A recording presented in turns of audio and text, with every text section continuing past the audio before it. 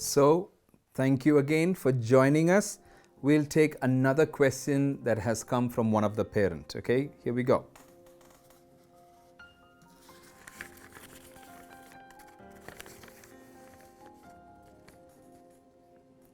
Okay.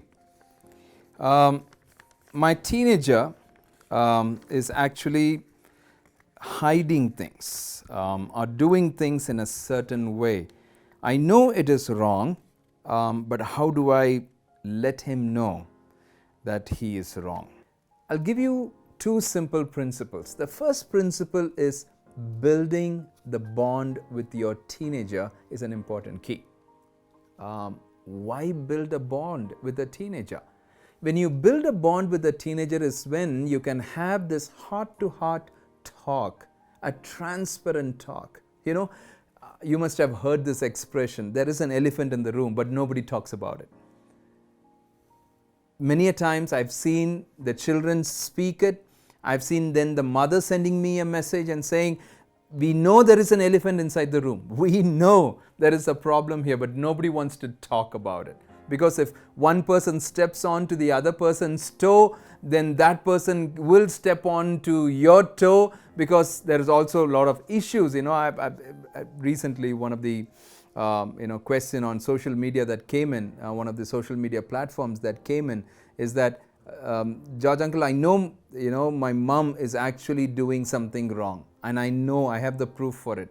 So she's not able to ask me when I am doing something wrong. She doesn't dare to ask me because I know I will start questioning her. See, that leads me to the second principle. First is connect with them, so you're able to build a bond and be transparent. The second is we need to live our lives in an authentic way.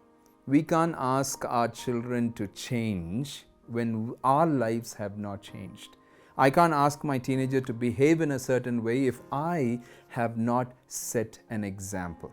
There's a lovely statement made by one of a very famous psychologist. I forgot his name, but this is what he says. Your children might have not rejected what you have said. They might have not rejected what you have said, but they always capture what you do. They might have not rejected what you have said, but they always capture what you do. Meaning what? What is he saying? Sometimes the teenagers may not even listen to what you're saying, may not even give. They were like, all the time talking like this, and they would just walk away. But they are listening. They heard some of those statements, but the thing is they don't capture it because they don't see our lives. I will not say your life. I'm not here to point my finger on any of you. I'm saying our lives have to be an example. Our lives have to be a model. I know sometimes when I talk with some parents and they would just say, I can't, I have to have my life and I can't change my life. I think that's a choice.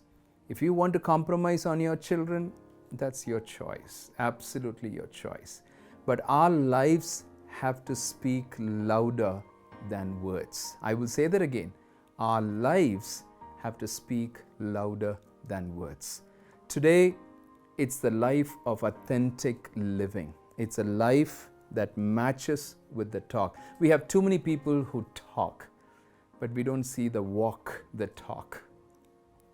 Not just saying, this is what I said, so I have fulfilled that. I'm not talking about that walk, the talk. I'm actually talking about a person when they preach or teach about something, they're walking the talk. What they taught, they're beginning to walk.